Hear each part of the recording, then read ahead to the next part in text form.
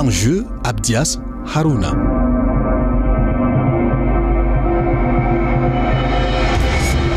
Bonjour à tous. Ils ont fui l'insécurité due à Boko Haram dans leur pays, le Nigeria, et ont trouvé refuge sur terre camerounaise voisine, terre aussi, vous le savez, attaquée par le même groupe terroriste. Les réfugiés sont par la suite encadrés par le Haut Commissariat des Nations Unies pour les réfugiés en partenariat avec l'État du Cameroun. Leurs récents rapatriements volontaires sont justement une importante étape dans l'encadrement que leur assure conjointement le HCR, le Cameroun et le Nigeria. Que faut-il en retenir? À date, quelle est l'évolution des effectifs des réfugiés nigérians au Cameroun? Combien en reste-t-il dans notre région? Quels sont les défis en matière de protection des réfugiés dans cette partie du pays? Réfugiés, entre suspicion et socialisation, c'est la trame de cette nouvelle édition de Jeux et Enjeux. On en parle. On en parle avec Madame Kimberly Robertson. Bonjour. Bonjour, merci beaucoup. Vous êtes chef de sous-délégation HCR de Maroua. Première question, qu'est-ce qu'un réfugié? Bon, un réfugié, c'est un statut particulier. C'est géré par une convention internationale qui était le statut de réfugié. L'HCR, c'est l'organe de les Nations Unies qui était donné le mandat pour fonder la protection. Mais c'est quelque chose, quelqu'un qui a besoin de protection internationale. Ça veut dire qu'ils n'ont plus la protection de leur État parce qu'ils ont été obligés de fuir. Ils ont vraiment une peur de la persécution. Et ça peut être la persécution soit sur la base de nationalité, aussi de vision politique, aussi de race, et aussi de groupe ethnique, et de temps en temps de groupe social particulier. Et c'est des gens qui sont vraiment, c'est une peur qui était bien fondée, et c'est ça, c'est garé. C'est pas quelqu'un qui fuit à cause des choses économiques ni environnementales, mais c'est vraiment lié à ces choses. Ils sont des réfugiés politiques, souvent liés à des situations où le gouvernement à laquelle ils sont des citoyens ne peut plus les protéger, soit parce que c'est eux qui sont les persécuteurs, soit ils ne peuvent pas faire la protection de la population. Justement, depuis le début du conflit Boko Haram, quelle est l'évolution des effectifs des réfugiés nigérians au Cameroun? C'était la première arrivée, en fait, le premier convoi de réfugiés nigérians qui ont été cherchés à la frontière. C'était le 2 février 2013. Il y avait à peu près 460 personnes qui ont été cherchées. Après, dans le mois de mai, il y a encore un nouveau, et on arrivera que maintenant, il y avait à peu près 3300 personnes. Et ça continuait des arrivées dans l'année 2014 jusqu'à la fin de l'année 2014, il y avait à peu près 22 000 personnes. Mais ça continuait. En 2015, il y a 60 000 personnes, soit 40 000 qui habitaient dans les camps de réfugiés et une estimation de 20 000 qui habitaient dans les villages autour. Et les chiffres continuent à augmenter. Chaque année, il y avait encore une vague de nouveau. Il y a encore un nouveau 20 qui sont arrivés l'année suivante. Et dans 2018, on avait vraiment fait un recensement des réfugiés qui habitaient dans le camp. On a trouvé qu'il y avait près de 40 000 réfugiés nigériens qui habitent dans le camp, mais aussi au Cameroun. Et ça continuait jusqu'à cette année, au milieu de l'année, il y avait à peu près 1300. Non, 1030 réfugiés nigériens au Cameroun. Alors aujourd'hui, on est en train de faire un recensement. Autant de gens qui habitent dans le camp, aussi qui habitent dehors, peuvent vérifier ces chiffres. Et on pense qu'il y a encore des réfugiés nigériens qui ne sont pas encore enregistrés. Même l'année passée, 2022, il y avait encore 5000 nouveaux arrivés. La plupart de ces gens étaient déjà au Cameroun depuis minimum 3 ans, mais la plupart depuis 10 ans. Oui. Et une partie qui sont venus aussi de Nigeria, mais il y a encore des Nigériens, réfugiés nigériens, qui habitent au Cameroun, qui ne sont pas encore enregistrés par la HCR. Les réfugiés nigériens en terre camerounaise, parfois soupçonnés d'être avec Boko Haram, qu'en est-il concrètement aujourd'hui et comment avez-vous ou gérez-vous cette situation? C'est une situation qu'on gère avec le gouvernement camerounais. Nous, c'est bien sûr, c'est vous, le gouvernement camerounais, qui a la capacité de faire cette distinction. On travaille à côte avec eux. C'est très important que ces caractères civils de la compte de réfugiés, c'est tenir qu'il y a des gens qui sont des statuts de réfugiés, qui sont reconnus comme ça, sans vraiment qu'ils n'avaient pas des liés à des actes qui peuvent être, on dirait, exclusifs. Il y a des raisons pour lesquelles un gens ne peut pas être donné le statut de réfugié. Il y a des actes contre l'humanité, sans vraiment compter comme ça.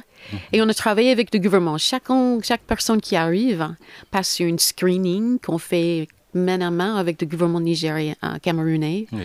S'il y a besoin d'une étude plus profondément, oui.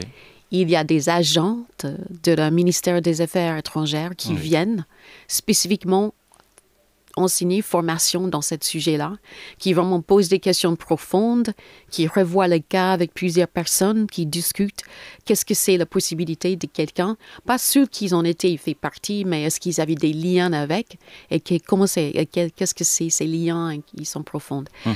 Et aussi, les forces de sécurité dans le camp fait aussi des regards consistants pour être certain qu'il y a le caractère civil reste. Et parce que c'est très important pour les réfugiés que le caractère civil. Alors justement, quel est aujourd'hui le rapport entre réfugiés et population locale? En général, c'est des bonnes relations. Comme on avait dit, il y a beaucoup de réfugiés nigériens qui vivent dans les villages côte à côte avec les Camerounais.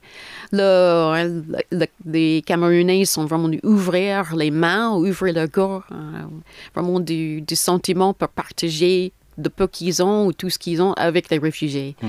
Mais bien sûr, entre toutes les communautés, de temps en temps, il y a des conflits sur des ressources. Et ça en trouvera.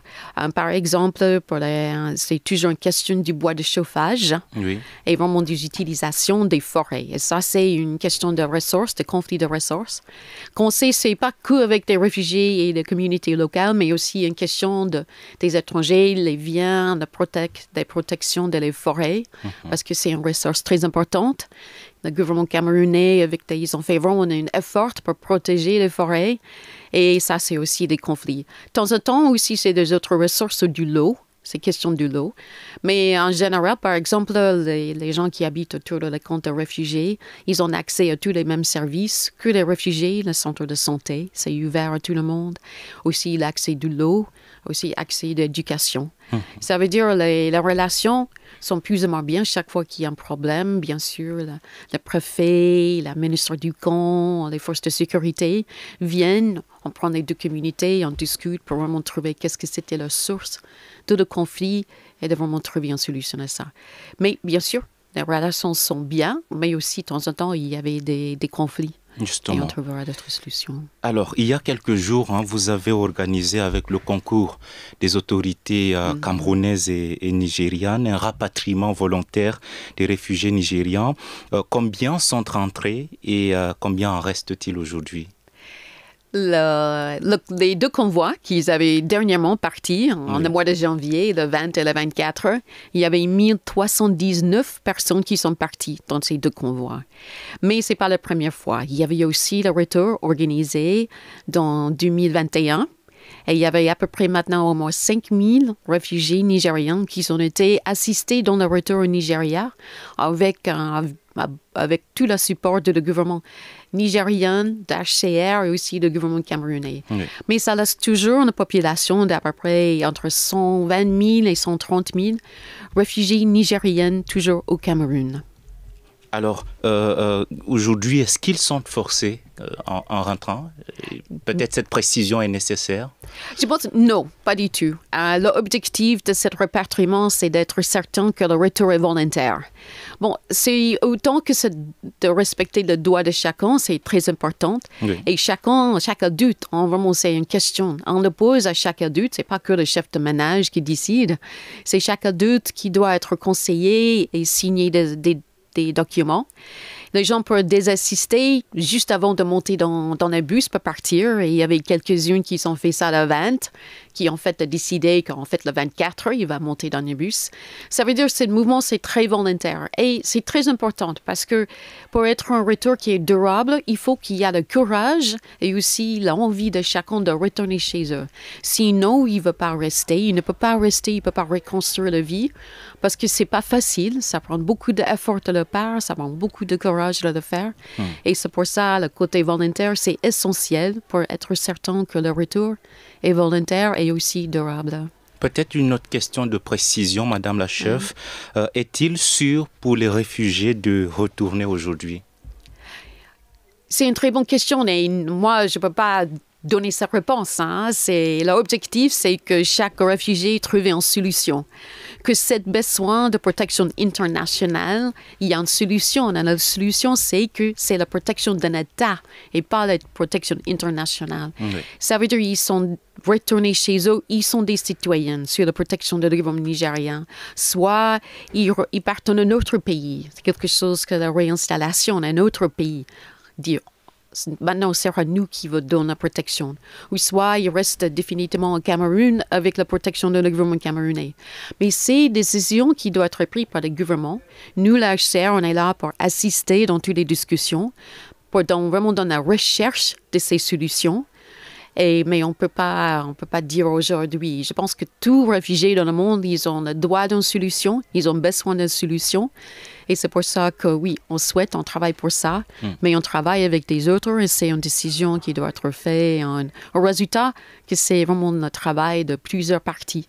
Et on est là pour assister, on est là pour encourager, mais ça prend aussi des actions des autres et des autres États. Justement, quels sont aujourd'hui les défis en matière de protection des réfugiés dans la région de l'extrême nord? Je pense l'insécurité. Oui.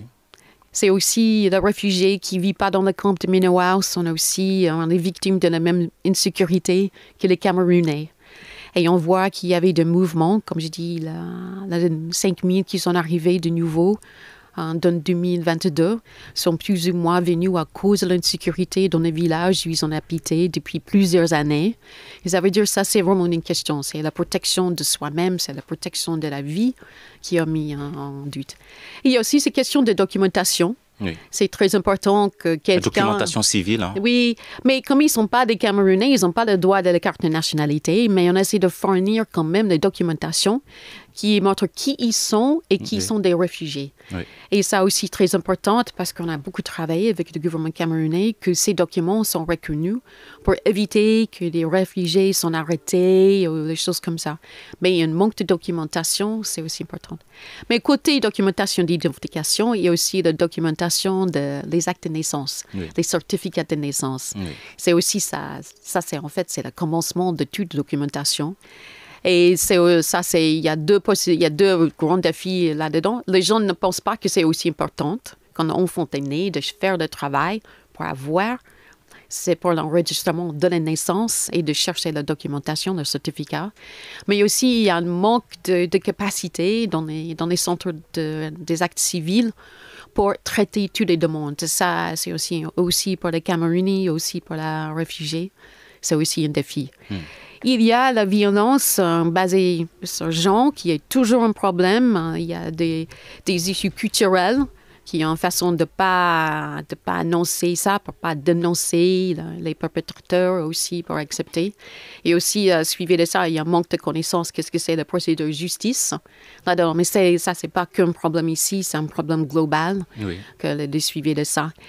Et je pense pas, comme on avait parlé de temps en temps, les tensions entre les communautés, comment on va fournir, comment continuer d'assister ces réfugiés, qui ont le droit aussi de faire des petits moyens d'assistance, accès aux terres si jamais, pour cultiver, et aussi des choses comme ça. Mais en général, l'environnement de protection au Cameroun est très bien.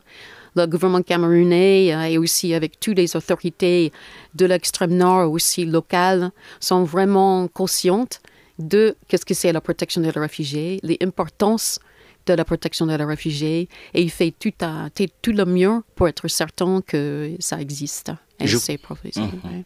Je voudrais vous entendre sur l'un des aspects que vous venez d'évoquer, l'insécurité. Justement, à quoi est-elle due, cette insécurité que subissent les réfugiés? Je pense que c'est exactement le même phénomène que les Camerounais. Il y a des attaques dans les villages à cause des forces armées non étatiques qui cherchent plus ou moins les choses. Donc l'insécurité due à Boko Haram, par exemple. Oui, je pense que c'est aussi exact, c'est ça. Et aussi, la façon pour laquelle les réfugiés qui vivent dans les villages avec une Camerounais, ils sont victimes de exactement la même façon. Mais entre les deux, est-ce qu'il n'y a pas des éclats de voix, par exemple?